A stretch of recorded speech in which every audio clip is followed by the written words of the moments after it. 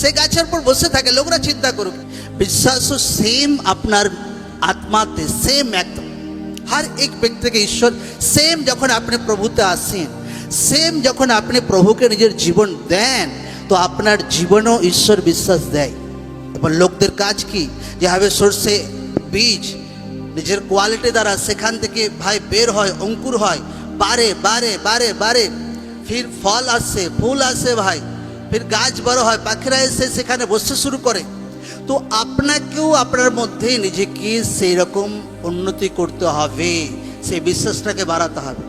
এইখানে একটা বিশ্বাসের রোল আছে, যে তার জীবনে বিশ্বাস কীভাবে বাড়বে, এটা আপনার ভূমিকা। লোকরা আলু চাষ করে, ঘাস বীজ বসায়, তো হ্যাঁ কি না?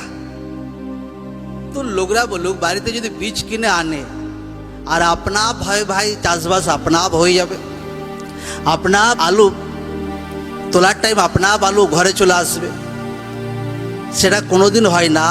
একটা চাষির তার রোল থাকে, থাকে কি না?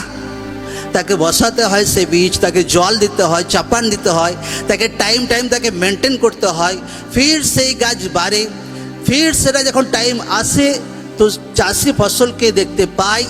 আত্মিক জীবনেও সেম, যখন ঈশ্বর আপনাকে বিশ্বাস দেয়, বিশ্বাসে একটা লাইফ দেয়, তো আপনার রোল কি সে বিশ্বাসকে বাড়ানো, সে বিশ্বাসকে আরও উন্নতি করা। ঈশ্বর বলতে যায় যে যদি সর্ষে দানার মতো একদম বিশ্বাস থাকে, মতলব একটা সলিড বিশ্বাস, এমন একটা বিশ্বাস যে ঈশ্বরের উপর আস্থা রাখে, ঈশ্বরের উপর ভরসা রাখে, ঈশ্বরের যে জীবিত বচনকে শুনেছে আর সে বিশ্বাস করে যে ঈশ্বরের বাক্য রিয়েল আছে, ঈশ্বরের বাক্য খাঁটি আছে।